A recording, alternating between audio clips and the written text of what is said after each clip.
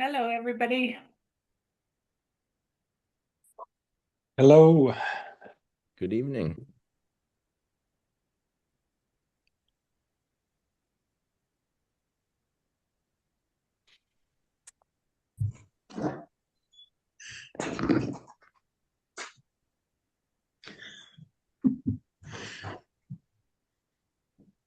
No cat tonight, Beth?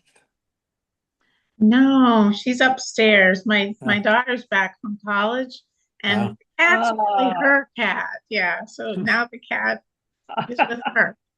the rest of you are chopped liver, right? Who cares? Yeah, That's, well, I usually that's sit very up in her sweet. room to do meetings, and so that's why the cat's really, but now they have each other, and Yeah, it's lovely. yeah, that's great. Yeah. All right. Well, it is 7:31. We have a quorum, so I will call this meeting of the Shutesbury CPC to order. Um, this meeting is being recorded and all members are participating remotely. First item on our agenda is to discuss and vote on the minutes of November 20th. Is there a motion? I move we approve the minutes of November 20th. second. Any discussion? No, look good. Thanks, Cliff. Yes, thank you, Cliff. Welcome. It was high standards set, but I tried to live up to them, so Thank you for doing that. you're welcome. Okay, we'll take a vote. Puleo, Abstain? Farrell, Aye. Reed, Aye. Wilson, Hi. Geddes, Aye. and Gallo, aye. Okay, next item on the agenda is to discuss and vote on determinations of eligibility. So just as a reminder, the determination of eligibility, this is purely about whether, in the view of the committee, the proposed project is sort of objectively speaking allowable under the terms of the statute and case law. And it's not so much right now, at least, about discussing advisability or whether it's recommended, something that we would propose the town meeting accept. We're purely talking about eligibility at this point. So the committee received 4 determinations of eligibility, one of which was withdrawn by the submitter. We have 3 under consideration this year. These have been posted on the CPC website and available to the public. I put them up there as we received them, so anybody could take a look at them if they wanted to. And I think that we should probably just take them in the order in which we receive them, which is the order in which they're posted. The first one is the Regional Affordable Housing Coordinator, which I submitted to the committee on behalf of the committee. This sort of brings us back to the discussion we had with Mariah Kurtz from FERCOG about partnering with Shelburne and Leverett to hire through FERCOG an affordable housing coordinator.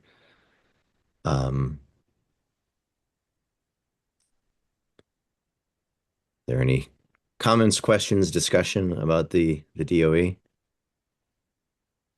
So I remember you were having a consultation with Stuart just to make sure that the detailed responsibilities that would be included with this position were in fact covered by CPA funding. And I assume that is the case, that having spent a little time with him and reviewing the responsibilities, that this reflects things that would be covered with CPA funding.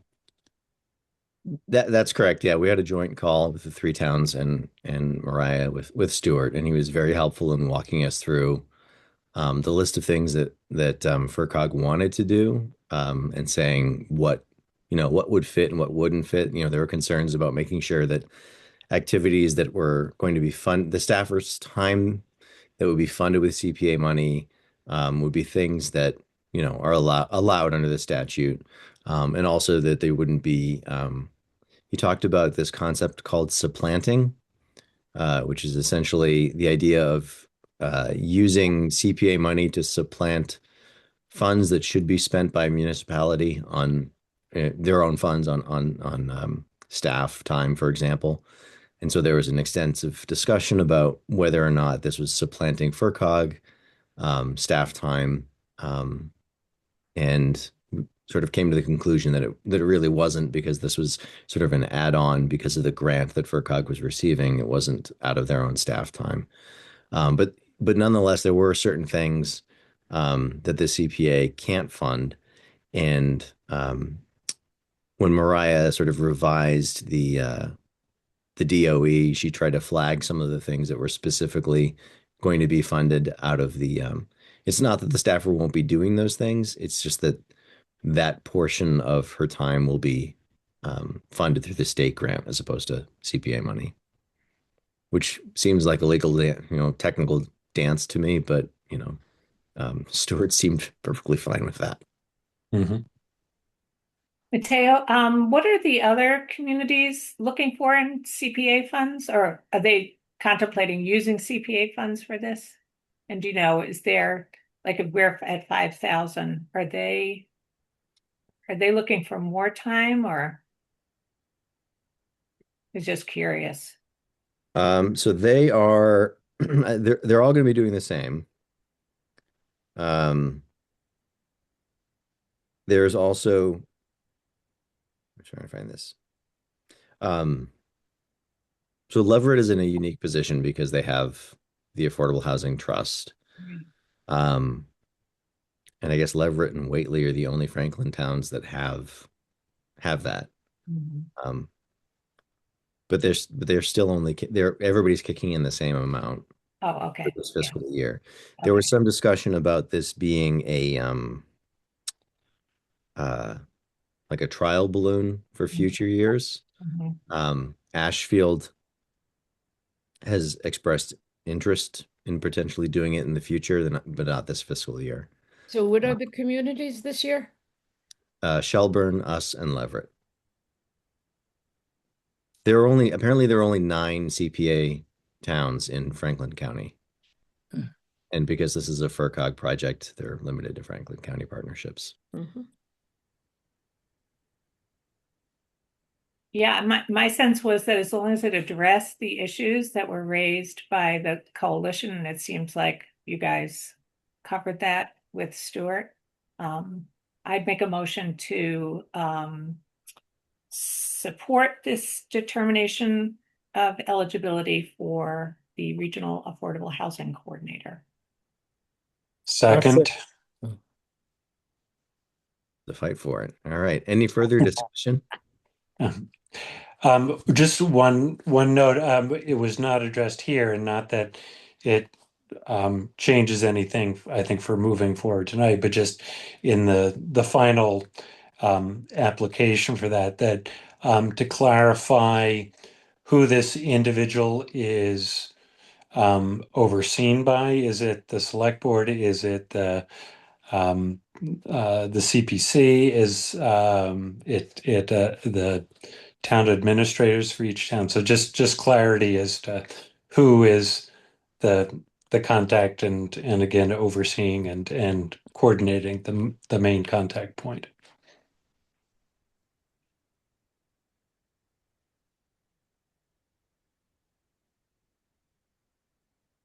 That makes sense. Yeah, I mean, in Leverett, it was, Barbara Carulli was pretty clear that the person would be working with the Affordable Housing Committee. But for us, there is a larger question there. One of the discussions that came up was whether this person, for example, could support like the planning board in terms of zoning things, and Stuart said no. So, I think you're right, Cliff. We would want to sort of clarify exactly who that person would be reporting to in town. Mm-hmm.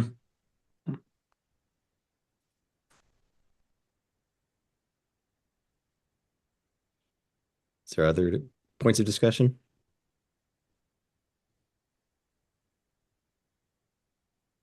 All right, seeing none, we'll move to a vote. Paleo, Aye. Farrell, Aye. Reed, Aye. Wilson, Hi. Geddes, Aye. Pengallo, aye. All right, the second determination we received was the Elliott Park Committee's request for the Elliott Park shed repair. And Kat, do you want to say a few words about this, or? Yes, I kind of spaced out when I was putting in this application, and there is the shed repair, and that is part of the project that we would like to get funded. But the bigger part of it and the more expensive part of it is actually having the gazebo restained, and where there's been vandalism and scraping and stuff, having that sanded off and restored. That's the more expensive part of it. The shed repair is kind of crucial because a lot of that wood is really punky, and some of it is being affected by the ground, and so it's kind of rotting from the bottom up. However, the lovely men of the buildings committee came out to advise us on it, and they said, well, you need to do this and this and this and this, and we'll do it. You just have to get the materials, and we'll do it for you. We'll get you on our list, and when it comes up, we'll do the work. So the main thing is really restoring the gazebo to a new condition. It did need to have some moss removed from the butt ends of the ceiling shingles, the roof shingles, but Marianne and I did that ourselves. So the estimate that we got from the person who can do the staining, I think, was $1,500.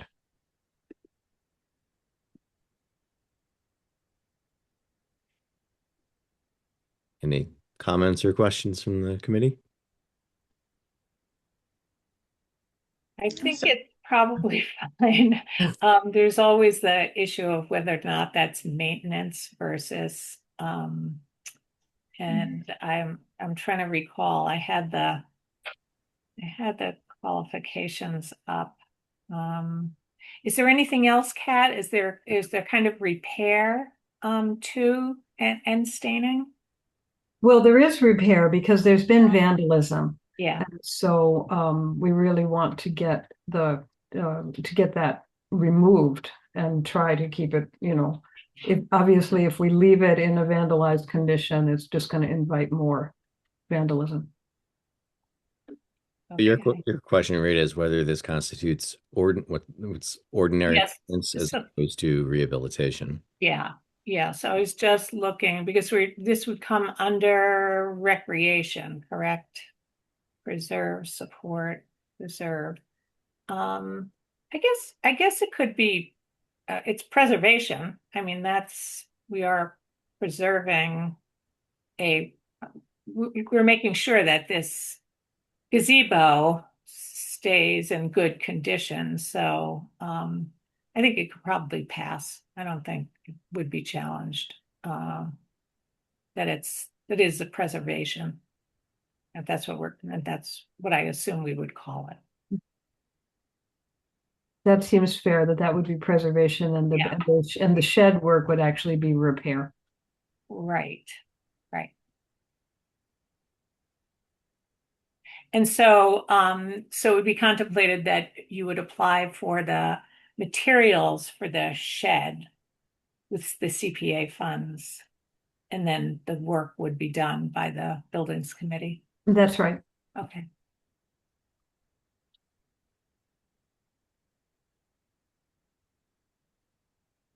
So I'll go ahead and make a motion that we approve the determination of eligibility for the what are we calling it? I didn't print that one out. For the Elliott Park storage shed and gazebo. Second. Any further discussion? All right, seeing none, we'll proceed to a vote. Paleo, Aye. Farrell, Aye. Reed, Aye. Wilson, Aye. Geddes, Aye. and Gallo, aye. All right, congratulations, Kat. It's eligible. Okay, well, thank you very much.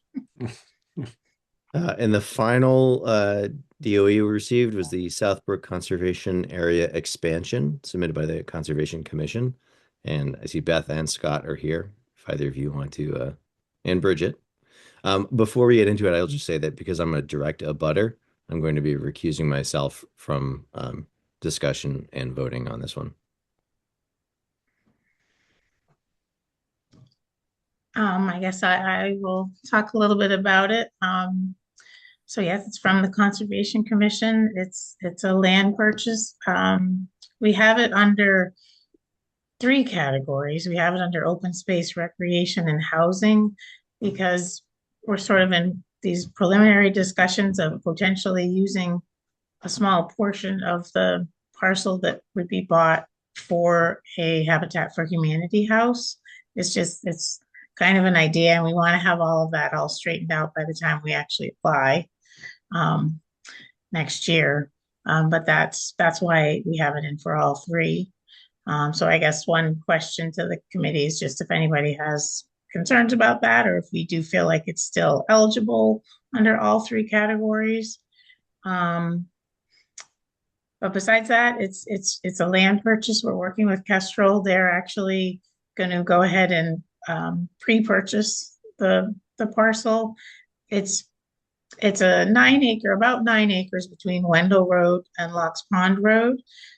But part of what Kestrel's working on is actually a larger piece that they're buying for themselves to own on the eastern side of Wendell Road. It happens to all be one parcel, which is kind of funny. There's 196 acres, I think, on the east side of Wendell Road and 9 acres on the west side, but it's all one parcel owned by the same owner currently. And what Kestrel has proposed is that they would be buying the larger parcel, and they're wondering if the town would like the other parcel because it abuts Southbrook Conservation Area. And so, like I said, it's about 9 or so acres. And on the Locks Pond side, there is this potential for using some of the land for a Habitat for Humanity house. And I think I provided a map with the eligibility document. But tonight, that's really the question to the committee is it eligible under those three categories? And how people feel about it. And then I did it so that the property's been assessed at 82,000. I've talked a little just today with Kestrel about our CPA ask going up by maybe just a couple more thousand to cover closing costs and things. We'll have to pay to have for example, a conservation restriction put together. Kestrel would end up holding the conservation restriction, but if we do buy the land, from Kestrel, we would have to have somebody put together one of those. So just a couple thousand more, that's all. But we'd have that again all straightened out by the time we actually apply in the beginning of 2026. So that's all I was gonna have, but open to lots of questions, and Scott and Bridget are here also to potentially answer any questions people have. I just had a question about what the frontage is on Wendell Road. No, on Locks Pond Road, not on Wendell. Do you know how many?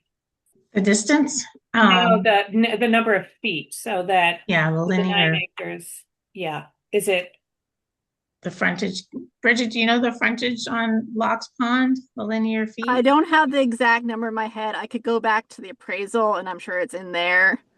But certainly when we did the appraisal, they did consider it, somewhat developable. So that certainly, I think, has met the zoning requirements on Locks Pond side. Okay. Just wanted to double check that that's what they were, coming up with a building. Essentially, it's a building lot. But yes, and I think that's something to be explored further, just to make sure that is the case, because it wasn't what we were necessarily evaluating when we looked at it, but that's our understanding at the moment.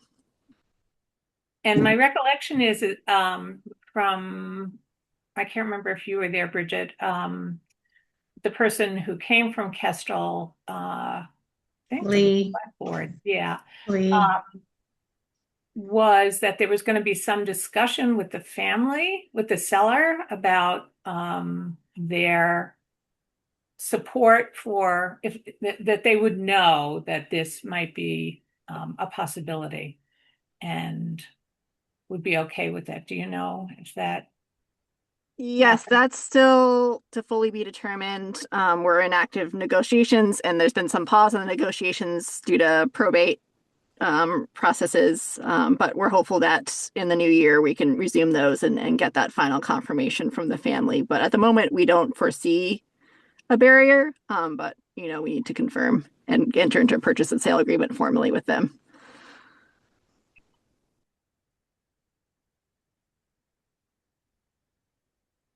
I have one more question. oh, please, yeah, So the CR wouldn't be put on, the conservation restriction wouldn't be put on until after, it would be put on by the town of Shutesbury, yeah, right? If we, so Kestrel's not do, Kestrel would acquire with anticipating that the town would then acquire it from Kestrel, right, right? yeah, which, And put a CR on some of it and then leave the balance if we were doing a house lot.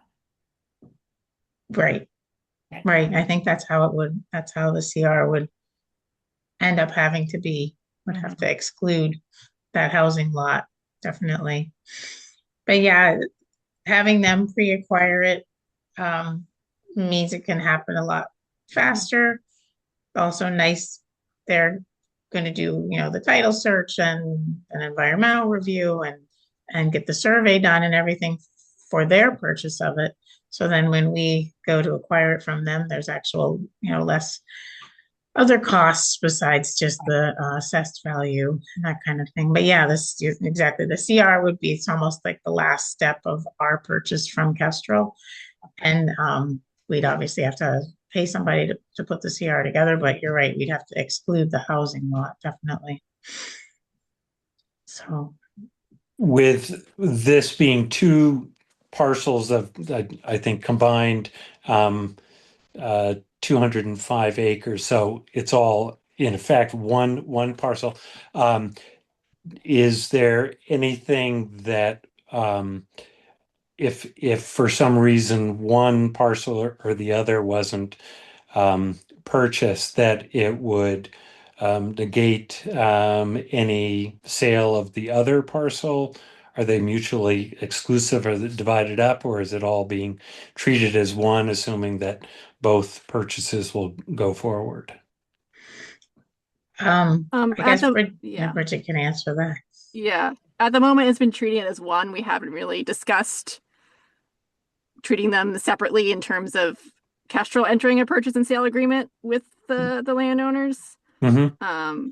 But I guess, if for some reason, and Kestrel at the moment has the funds that we need to pre-acquire, we don't have concerns about that falling through. But I'm sure it could be considered if it needed to be separated out in some way. Mm-hmm. That actually brings up something I hadn't necessarily thought of, is just eventually going to the planning board to separate the parcels. Right, Bridget? We'll have to. Yeah, I think At some that would point. be an A&R process. I Yeah. don't think there'd be, any special case to that. But yes, Okay. we would do that. At some point, yeah. Okay. And I- Yeah, we just didn't want to miss the CPA window. schedule. We're not quite, don't really have all of our, things in a row or thing, but we'll get there hopefully by the time the applications are due. And so, yeah, tonight really just thinking eligibility under the 3 different categories and yeah. I just have one more question. So you've done the appraisal. Has there been any other due diligence on the 9-acre parcel? And any, Yes. okay, We've What done else? both a title search and environmental site assessment. So okay, thank you. In terms of Beth's question about putting it under the three categories, I think it makes sense to treat it as a acquisition that does meet those three categories. And I guess the question of how to divvy those up into the different pots of money can be determined. But I think it does make sense and is appropriate to consider it under all three. Agreed. Mhm. Okay, great. That Who's makes it making easier on all three, right? If you split it Yeah. up. Yeah. Well, if Yeah. it was, if we were taking, whatever, 2 acres of it, and 250 feet of frontage, then, we have we have, good set aside within community housing. So, and we've used, open space and recreation. We've used a lot of that CPA money. So I could see, dedicating, a good portion of it towards, the community housing part. Okay. Sounds good. Well, we hope to come back with a lot more information when it's actual application time. All right, I'm gonna make I'm a gonna make a motion. motion. You go, Elaine. You I'm go. gonna make Yay, a yay. motion to approve this determination of eligibility. Yay. And I will second. And since, Mateo, do you want to do the roll call, or do you want us to just Carol, I? Is there any further discussion?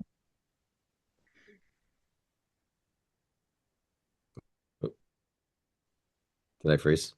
You did. Frozen. You froze.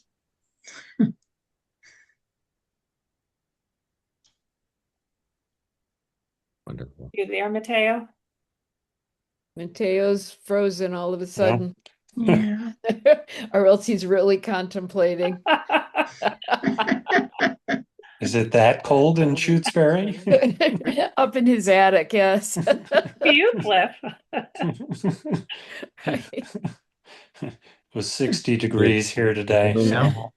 Where are you? Denver. Oh, you're in Colorado. Yes, yes. Oh, Oh, we lost him. Oh dear. You there back? he is. No, There he's he is. back. He's back. Yes. You're Oh, muted. now you're muted. You're muted. Sorry about that. Zoom just closed on me automatically, which is Hmm. the second weird Zoom thing that just happened tonight. There you go. Well, Right. I made the motion to support, and Cliff seconded. So All right. Any further discussion? Can I vote on this one? I don't know. Yeah. Yeah, okay, great. All right. Seeing no further discussion, we'll put it to a vote. Reed, Aye.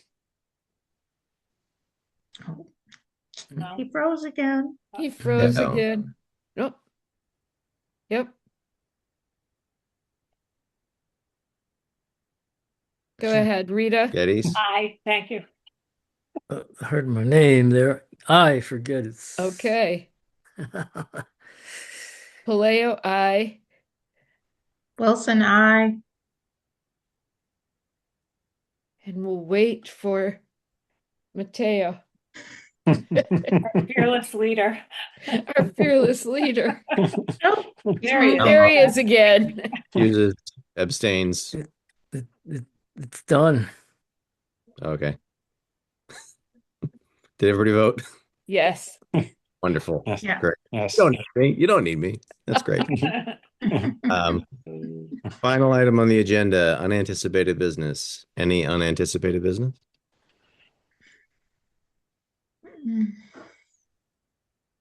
Nope. Okay. When are applications due again? Is Is it February? it is February 9th. Okay. And you didn't hear anything from the Spear Building Committee, did you? I know Stephen Dalmas was putting together an application, but he missed this. But I think we can anticipate that there'd probably be an application in the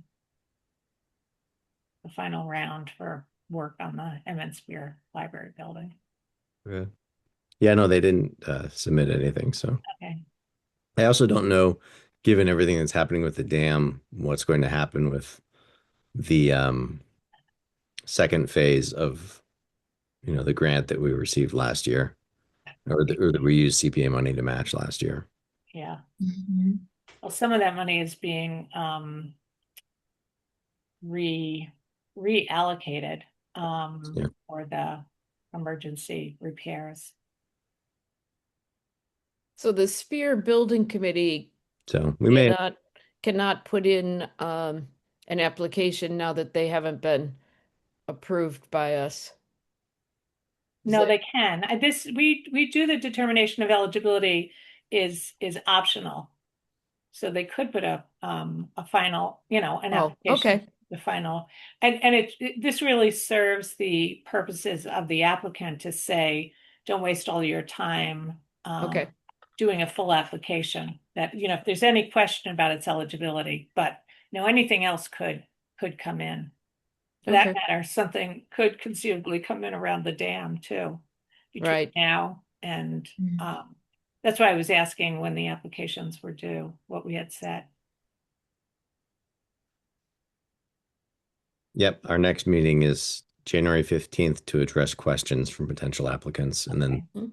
deadline for applications is February 9th. Okay, good. Okay. All right. I'll make a motion to adjourn. Second. Any discussion? Okay, seeing none. Mhm. Put to vote. Reed, Aye. Vallejo, Aye. Geddes, Aye. Farrell, Aye. Wilson, Aye. and Gallo. Aye. That's it. Have a great night, everybody. Happy holidays. Okay, happy holidays. Happy Fun in holidays. Colorado, Cliff. Thanks. Okay. Bye. Bye-bye.